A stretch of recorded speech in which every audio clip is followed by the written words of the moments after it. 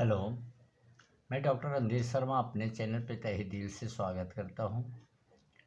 मेरा mobile number है 9226270508। Friends, आज हम जानेंगे डेंगू और ब्रेक बोन फीवर। यह नाम से जाना, डेंगू भी बोलते हैं और ब्रेक बोन फीवर। डेंगू बीमारी प्लस अपनी हड्डी तोड़ जैसे ज्वर आते हैं।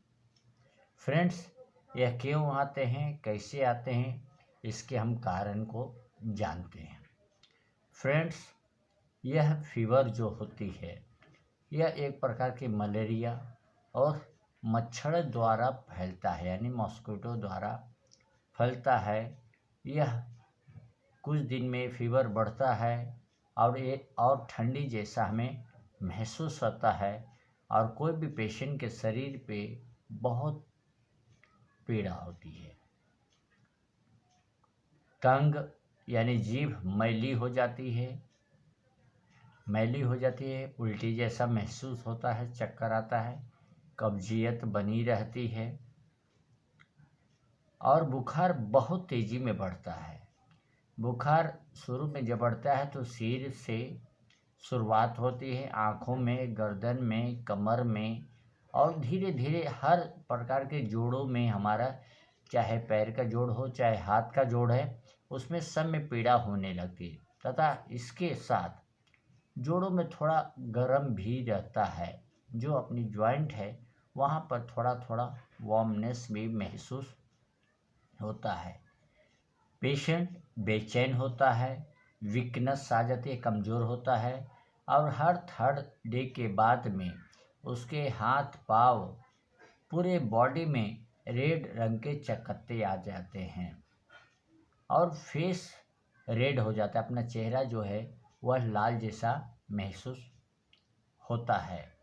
आंखें लाल और उनमें पानी भी निकलता है। आँख लाल हो जाती है और पानी बार बार निकलता है, जैसे कि लगता है कि कोई भी समय में हम लोग कंटाल जैसा आता है तो जैसे आँख से पानी होता है या नींद पूरा नहीं होता है तो इस प्रकार का पानी आने लगता है। चेहरा लाल होता है, आंखें लाल होती है, गला में भी पानी पीने में भी तकलीफ़ हो गया और दर्द होता है। खाना खाएंगे तो निगलने में भी हमें तकलीफ़ होती है। अपना फीवर बढ़ता जाता है। बुखार ऐसा रहता है कि आप हाथ लगाओगे हेड पे या तो चेस्ट पे तो ऐसा लगेगा कि आग की तरह जल रहा है और टेम्परेचर बहुत हाई रहता है। उस कंडीशन में अगर थर्मोमीटर से अगर मेज़र करेंगे तो 103 से लेके 105, 106 तक फीवर हो सकती है। मतलब 103 से लेके 106 तक भी पाया जा सकता है। 103 भी हो सकती है, 104 भी हो सकती है, 105 भी हो सकती है, 106 भी हो सकती है। यह फीवर बहुत बढ़ने लगता है और हम उसकी नाड़ी पल्स रेट देखेंगे तो 130 से लेके 140 से 160 तक भी हो जाता है।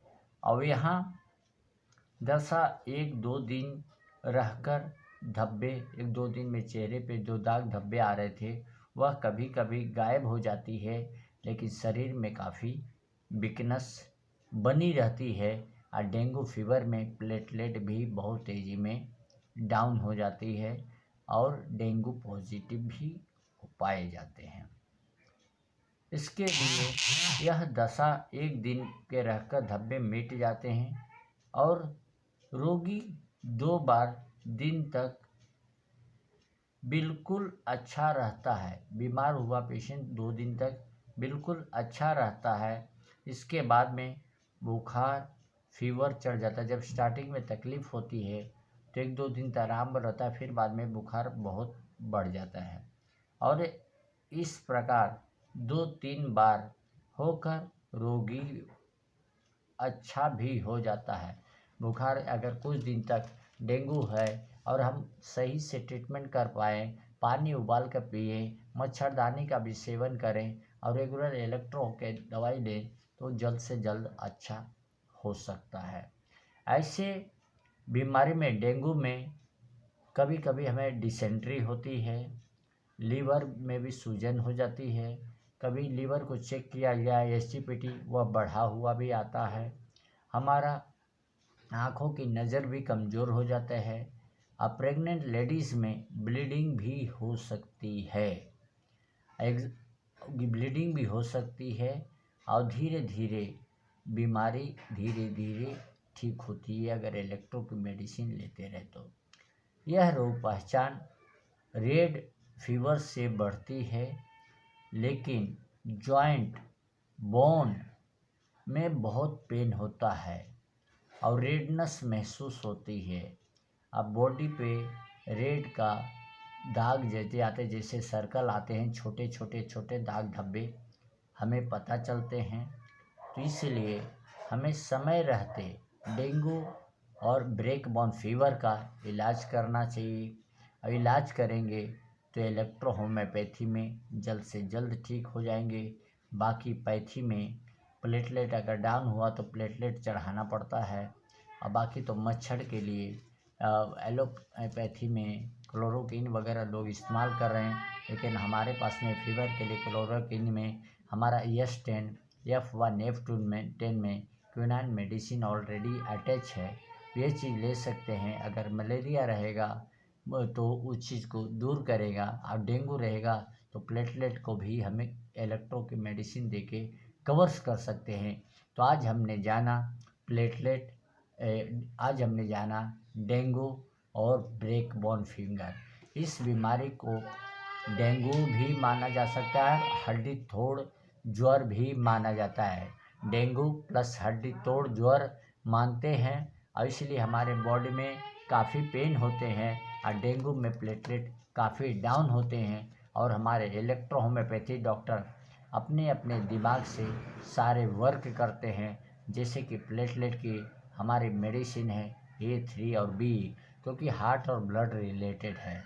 और हमारा जब प्लेटलेट डाउन होता है तो हमारी जो वेंस रहती है उसमें होल हो जाते हैं, एक तरह से ब्लड नहीं बढ़ते हैं। लेकिन अदर पैथी में हम जाते हैं तो हमें प्लेटलेट चढ़ाया जाता है, लेकिन हमारे पास में और हमारे बोन और सारी चीज़ कमज़ोर होने लगते हैं। तो इसलिए हमारे पास इलेक्ट्रो में A3 C4 BE है, जो कि A3 हार्ट और ब्लड के लिए है, इलेक्ट्रिसिटी ब्लड रिलेटेड है, C4 बोन रेमेडी है, जो कि यह चीज़ के साथ में बहुत सारी मेडिसिन आपको अटैच करनी पड़ेगी।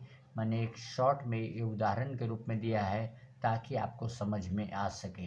तो आज हमने जाना डेंगू और ब्रेक बोन फीवर।